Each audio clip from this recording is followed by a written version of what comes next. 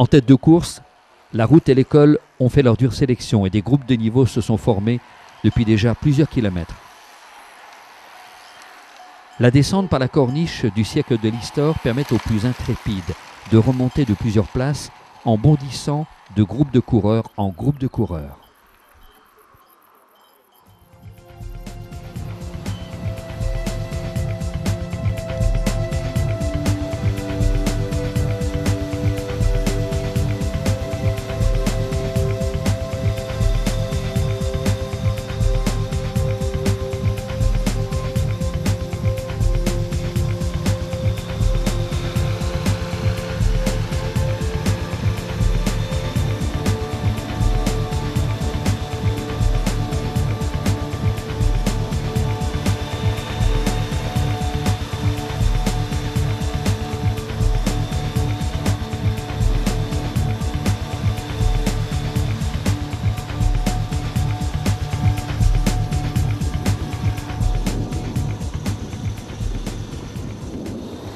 Les 4 premiers kilomètres de descente sont raides. Les suivants sont moins abrupts, mais l'exercice reste périlleux et ne permet pas de relâcher la tension. Le passage du tunnel humide et mal éclairé en surprend plus d'un. Avec la fatigue accumulée, les yeux ont du mal à gérer le contraste entre la lumière du jour et l'obscurité. La relative fraîcheur qui règne saisit également les coureurs.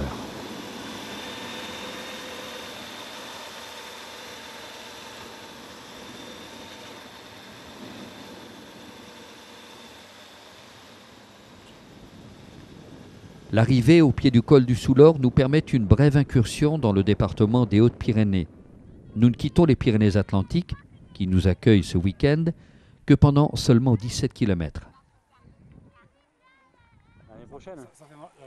Ici, les coureurs côte à côte ne se posent plus de questions. Qui sont-ils? D'où viennent-ils? Cela importe peu et il n'y a quasiment plus de paroles échangées. Le lien qui unit les participants à ce stade de l'épreuve est au-delà de la parole. Ce lien, c'est celui de l'effort et de la satisfaction individuelle, mêlée d'inquiétude pour la suite.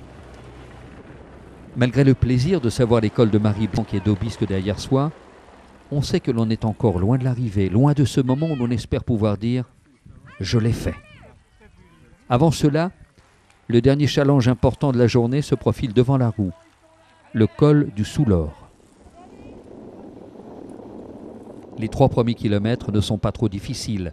Et dans l'échappée de tête, certains ont encore la ressource pour creuser davantage l'écart. La pente oscille entre 3 et 5% jusqu'au sommet du col qui culmine à 1474 mètres. Ici encore, le public est au rendez-vous pour soutenir les héros du jour.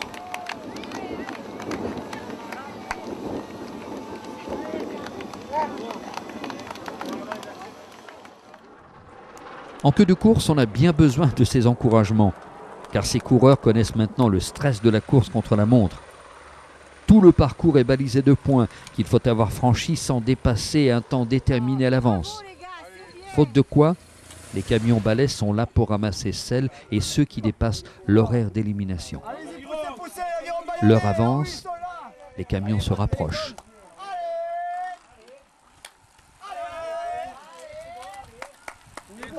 Allez, allez. Allez, les apprentis reporters sont là aussi pour Saint-Médard. On espère, il y en a qui sont passés déjà, voilà, c'est les champions. Saint-Médard, notre club fétiche aujourd'hui sous cette magnifique journée. Ce soleil pyrénéen. Vive le sport. Vive le sport et mobilisez-vous, mobilisez-vous. Ouais.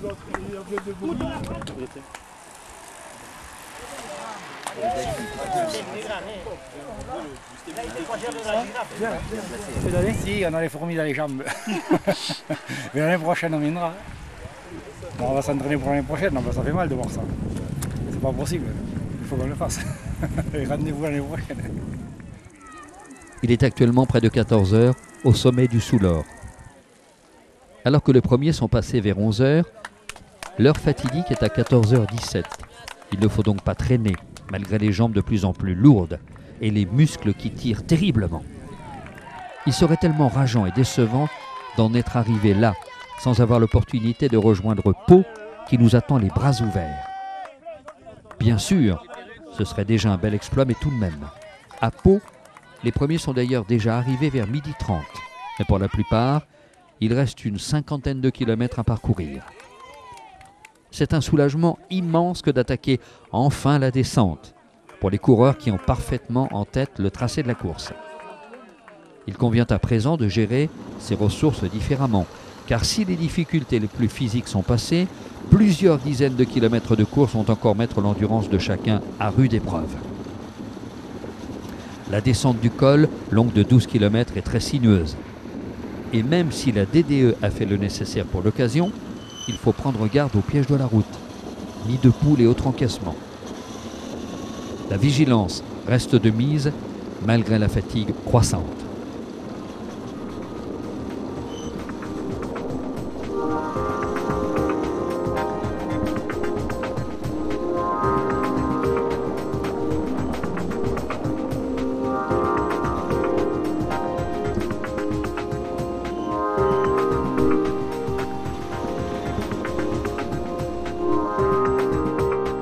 Moi, ce que je retourne le plus, ce sont les descentes. Bon, je vais essayer d'être le plus modéré possible et donc de bien gérer mon effort, de ne pas arriver en haut des bosses complètement à la ramasse, Oui. Et pour garder toute ma lucidité dans les descentes.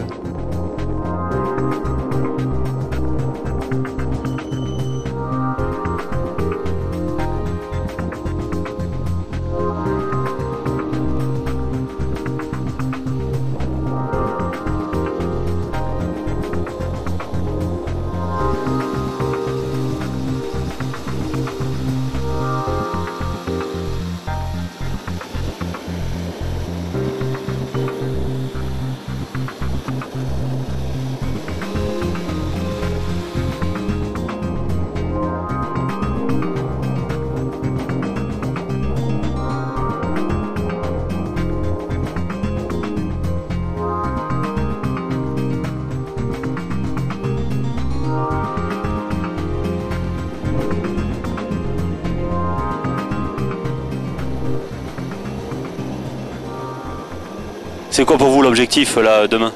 Finir dans les temps, que la voiture balai soit pas trop près. C'est si dur que ça? Oui, pour moi c'est dur, oui. Ah, vous êtes de Morlas, vous connaissez l'école et tout, enfin vous êtes... Mais les connaître n'est pas les dominer. Non, l'objectif c'est de finir et de prendre du plaisir avant tout. Vous arrivez à prendre du plaisir en vous tapant 3-4 cols? Ah bah oui quand même, oui. Il faut être un peu masochiste mais on y arrive.